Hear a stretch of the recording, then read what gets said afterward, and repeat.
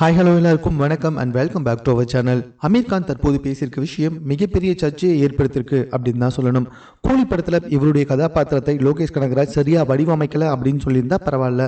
ஆனால் இவர் என்ன சொல்லிட்டாருன்னா, லோகேஷ் கனகராஜ்க்கு ரைட்டிங் சரியாக பண்ண வரல அப்படின்ற மாதிரி வந்துட்டு சொல்லியிருக்காருங்க.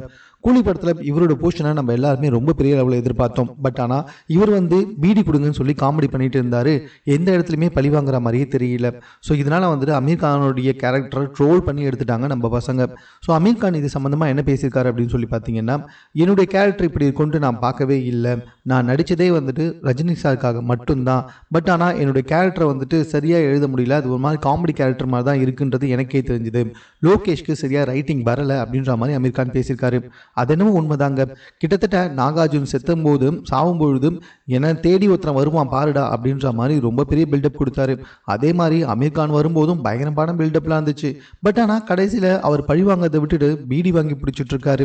அப்படி இருக்கும்பொழுது கன்ஃபார்மாக அந்த ரைட்டிங் கொஞ்சம் வீக் இல்லை, ரொம்ப ரொம்ப வீக்காக தானே இருந்துச்சு. அதை தான் ரொம்ப ஓப்பனாக தற்போது அமீர் கான் அவர்கள் சொல்லியிருக்காரு. இந்த விஷயம் தற்போது சமூக வலைதளத்தில் மிகப்பெரிய அதிர்வலைகளை ஏற்படுத்தியிருக்கு. இது சம்பந்தமாக உங்களுடைய கருத்து என்ன அப்படின்றத கமெண்ட்ல தெரியப்படுத்துங்க.